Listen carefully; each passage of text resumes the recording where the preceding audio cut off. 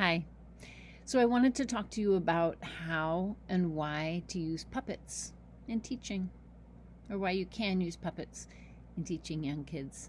It's kind of amazing, or maybe not, that kids will really suspend their disbelief up to a pretty advanced age. So I found with first graders in the classroom, I had a little finger puppet of a beaver, and as the science teacher, we were studying beavers. And the beaver would often explain things about its life and adaptations when the kids were on the rug, and I would just hold the beaver puppet in my hand, and obviously it wasn't real. And then one day, I had left the beaver in the closet, and the kids got to the rug and asked where she was. We called her Bonnie, and I said, "Oh, she's sleeping in the closet. She's in her lodge there in the pond." And the kids got really quiet and their eyes got huge. And then we had a fire alarm a couple days later, and I went to get my coat out of the closet, and one of the kids, the tallest kid in the class, who was very mature socially, came rushing over to peek over my shoulder as I got my coat out, saying, "I want to see the pond. I want to see the pond in the closet." And I couldn't believe that she had remembered that I'd said there was a pond in the closet and that she believed me. But kids want to believe.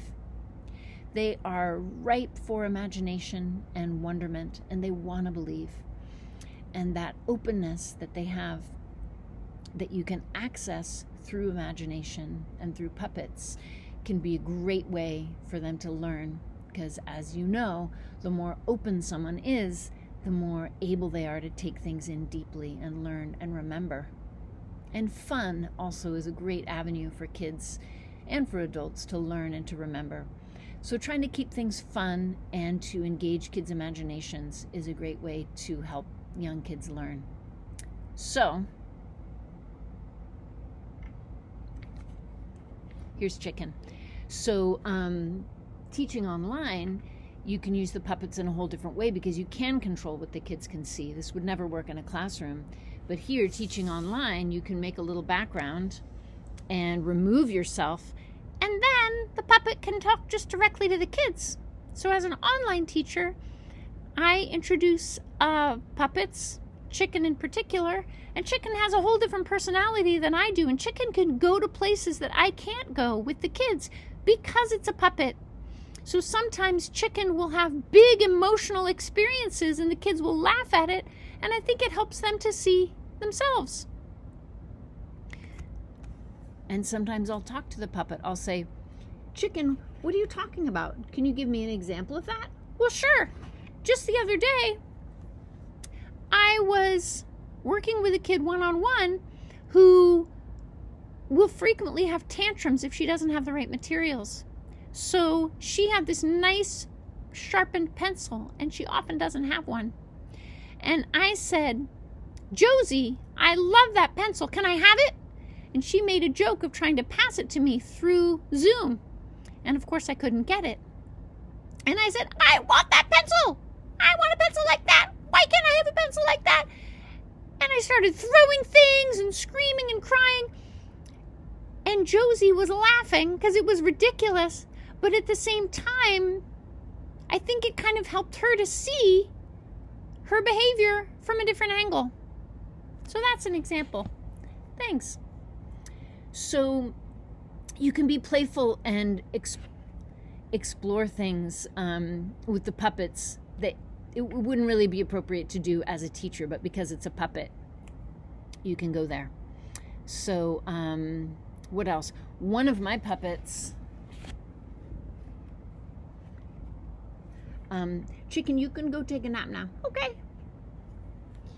One of my puppets is Sammy the spider. Hi. And Sammy, why don't you tell them what's your specialty? I love to count. I am obsessed with counting. And anytime the kids start counting, I wake up and come and I want to see what they're doing. And I always make them start by counting my legs. Because spiders have 8 legs. Insects only have 6. Spiders have 8.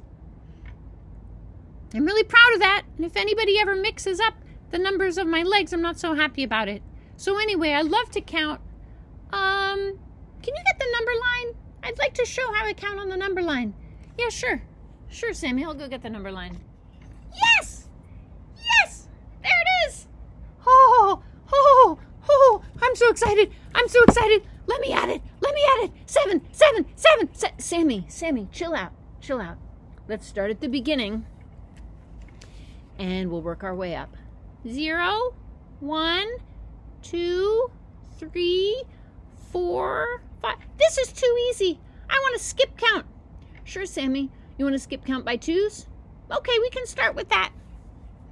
0, 2, 4, 6, 8, 10, 11. Are you sure?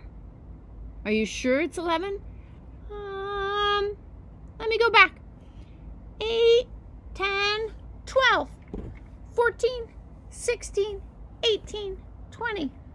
Nice job, Sammy. Way to go. So you can also then have the kids give Sammy advice, and the kids can be the teachers. And because the puppet is just a puppet, the kids get all kind of like big siblings or grown-ups in the way that they relate to the puppet. And so it kind of introduces a new dynamic. So it's not just you, the adult, teaching the kids, but now the kids can teach the puppet.